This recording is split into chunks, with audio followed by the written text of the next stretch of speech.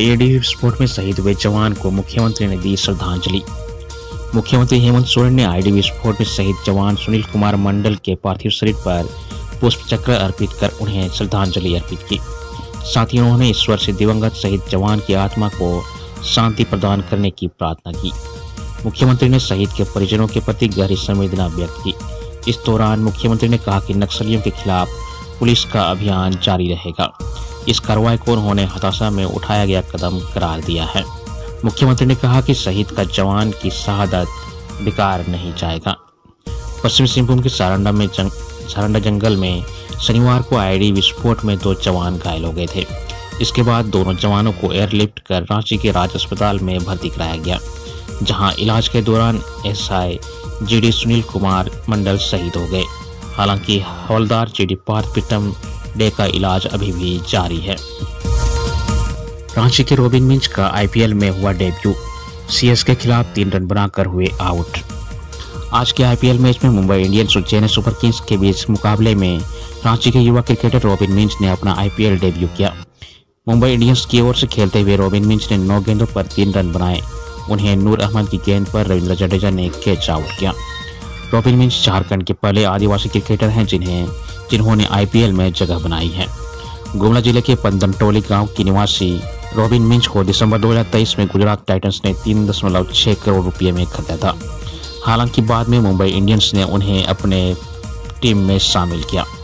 मिंज की पहचान एक आक्रामक बल्लेबाज के रूप में है, जिन्हें रांची का गेल भी कहा जाता है।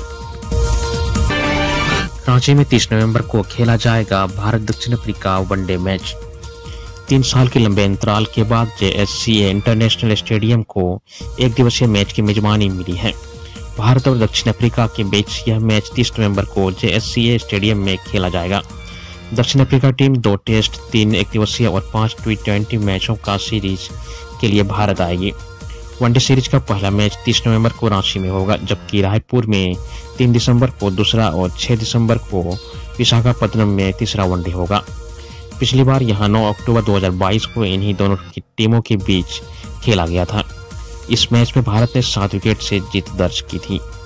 JSCA सूत्रों ने बताया कि अगले साल जनवरी में भी JSCA को एक मैच मिलने की संभावना है। अगले साल न्यूजीलैंड की टीम भारत के दौरे पर आएगी। इस दौरे में 3 वनडे और 5 T20 मैच खेले जाएंगे। बैंक कर्मियों की हड़ताल टली। अब 24 व 25 मार्च को खुले रहेंगे बैंक। 24 और 25 मार्च को होने वाली देशव्यापी बैंक हड़ताल को स्थगित कर दिया गया है। झारखंड राज्य ग्रामीण बैंक कर्मचारी संघ के महासचिव नीतीश कुमार मिश्रा ने बताया कि United forum of bank unions ने यह फैसला सरकार और बैंक यूनियनों के बीच हुई बैठक के बाद लिया गया है।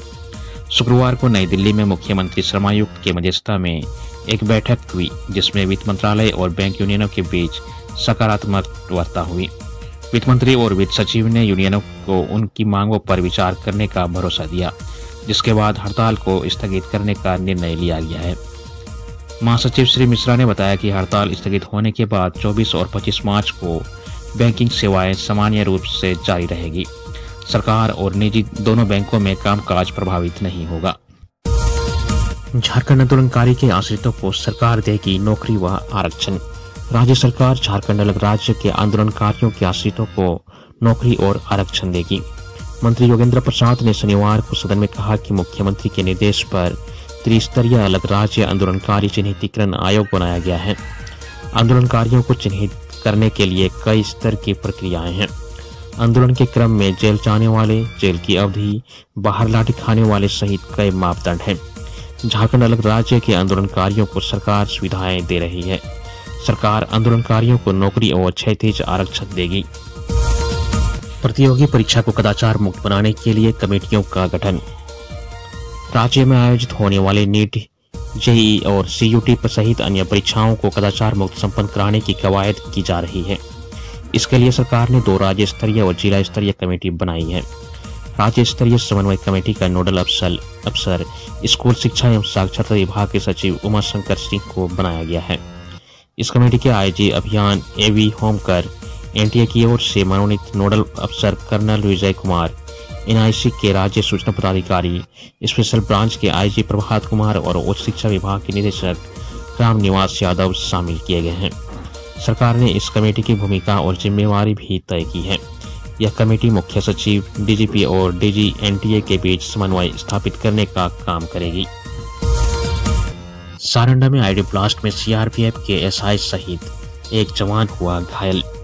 पश्चिमी सिंहभूम जिले के मनोहरपुर प्रखंड के नक्सल प्रभावित सारंडा जंगल में नक्सलियों की आईडी विस्फोट में सीआरपीएफ 193 बटालियन के एसआई जीडी सुनील कुमार मंडल और एसटी जीडी पार्थ प्रीतम डे घायल हो गए। यह घटना शनिवार की दोपहर 2:30 बजे सर्च अभियान के दौरान छोटा नागरा थाना के वन ग्राम मारंग पोंगा के समीप हुई। वहां से घायलों को एयरलिफ्ट कर रांची के राज अस्पताल बुलाया गया, जहां इलाज के दौरान एसआई जीडी सुनील कुमार मंडल शहीद हो गए, जबकि हवलदार जीडी पार्थ प्रीतम के डे का इलाज चल रहा है। एसआई के शहीद होने की सूचना मिलने पर पुलिस मुख्यालय व सीआरपीएफ के कई अधिकारी राज अस्पताल पहुंचे थे। जानकारी के अनुसार सुरक्षा बलों को मारंग पोंगा जंगल के आसपास नक्सल गतिविधि की गुप्त सूचना मिली थी, जिसके बाद यहां सर्च अभियान चलाया गया। इसी दौरान दोनों जवान नक्सलियों द्वारा पहले से बिछाए गए आईडी की चपेट में आ गए। नक्सलियों ने सप्ताह भर के अंदर सारंडा में दूसरी बार आईडी ब्लास्ट कर सुरक्षा बलों को निशाना बनाया है। इससे पहले 18 मार्च को तिरिलपोसी के राधापोरा जंगल में ब्लास्ट कर सीआरपीएफ जवान को नुकसान पहुंचाया था। पीएम को काला झंडा दिखाने के मामले में शिक्षा मंत्री समेत 13 बरी। प्रधानमंत्री को काला झंडा दिखाने के मामले में शिक्षा मंत्री रामदास सोरेन समेत 13 आरोपियों को बरी कर दिया गया। जमशेदपुर न्यायालय के न्यायिक दंडाधिकारी सुशील सोरेन की अदालत ने फैसला सुनाया। इस मामले में एक आरोपी बंधुआ उरांव का निधन हो गया था, इसलिए उनके बेल बॉन्ड को भी निरस्त कर दिया गया। यह मामला 24 अप्रैल 2016 को सोनारी थाना में दर्ज किया गया था। घटना के दिन प्रधानमंत्री नरेंद्र मोदी को जेआरडी स्पोर्ट्स कॉम्प्लेक्स में आयोजित किसान मेला को संबोधित करने के लिए आना था। उस दिन झामुमो की ओर से उनका विरोध करने और सोनारी हवाई अड्डे के गेट के सामने प्रदर्शन कर काला झंडा दिखाने की योजना बनाई गई थी। जानकारी मिलने पर जिला पुलिस ने सुरक्षा के कड़े इंतजाम किए थे। इस दौरान कदमा से पूर्व सांसद सुमन महतो, अजय रजक और अन्य लोग शामिल थे, जबकि वहां पहले से ही शिक्षा मंत्री रामदास सोरेन, अजय रजक समेत अन्य लोग मौजूद थे। शादी से लौट रहे बोलेरो पलटने से महिला समेत 3 लोगों की हुई मौत। पश्चिम सिंहभूम के मंझगांव चेतगढ़ मुख्य सड़क के गाड़ासाय और डोंगाबोरू के बीच शादी समारोह से लौट रही एक बोलेरो असंतुलित होकर पलट गई, जिससे 3 लोगों की मौत हो गई। पुलिस ने शनिवार की सुबह इसकी जानकारी दी। सब इंस्पेक्टर धीरज कुमार यादव ने बताया कि हादसे में मृत व्यक्तियों की पहचान चत्रीसाय निवासी रमेश पिंगुआ, गांगी पिंगुआ और सरगरिया गांव निवासी चरण हेम्ब्रम के रूप में हुई है। उन्होंने बताया कि शवों को पोस्टमार्टम के लिए शनिवार की सुबह सदर अस्पताल चाईबासा भेज दिया गया है। स्कूलों की छत तोड़ने के दौरान दबने से 2 मजदूरों की हुई मौत। गिरिडीह जिले के मध्य विद्यालय दुधिटाड़ के जर्जर भवन की छत को तोड़कर छड़ निकालने के दौरान शनिवार की शाम हुए हादसे में 3 मजदूर दब गए। इसमें 2 की घटनास्थल पर ही मौत हो गई। वहीं एक मजदूर को स्थानीय ग्रामीण बाहर निकालने में सफल रहे। जानकारी मिलने के बाद आसपास गांवों से बड़ी संख्या में ग्रामीण जमा हो गए, लेकिन छत की स्थिति को देखते हुए कोई भी मजदूरों को बचाने के लिए आगे नहीं आया। सूचना पर बेंगाबाद पुलिस पहुंची और दबे दोनों मजदूरों के शवों को बाहर निकालने में जुट गई। जेसीबी के सहारे दबे मजदूरों के शव को 2.5 घंटे के बाद निकाला जा सका। मृतकों की पहचान पश्चिम बंगाल के 35 वर्षीय मुर्शिदाबाद निवासी असादुल और 38 वर्षीय हसीबुल के रूप में हुई है। वहीं घायल मजदूर मनीजुल के एक पैर में गंभीर चोटें आई है। धनबाद रेल मंडल में 1526 रेल यात्रियों से वसूला गया जुर्माना। धनबाद मंडल में बड़े पैमाने पर शुक्रवार को टिकट चेकिंग अभियान चलाया गया। धनबाद कोडरमा खंड में मजिस्ट्रेट की उपस्थिति में टिकट चेकिंग अभियान एवं मंडल के विभिन्न खंडों विशेष टिकट चेकिंग अभियान के साथ साथ चंद्रपुरा, डाल्टनगंज, चौपन, बरकाकाना, सिंगरौली स्टेशनों में भी गहन टिकट चेकिंग की गई। इस दौरान जांच में 1526 यात्रियों को पकड़ा गया। इसमें बिना टिकट यात्रा कर रहे, बिना उचित प्राधिकार व बिना बुक कराए सामान के साथ सफर कर रहे यात्री शामिल थे। इनसे 7,95,415 रुपया जुर्माना वसूला गया। मैया योजना को लेकर धनबाद सीओ कार्यालय में आपस में भिड़ी महिलाएं। मैया सम्मान योजना को लेकर धनबाद अंचल कार्यालय में शनिवार को महिलाएं आपस में भिड़ गई।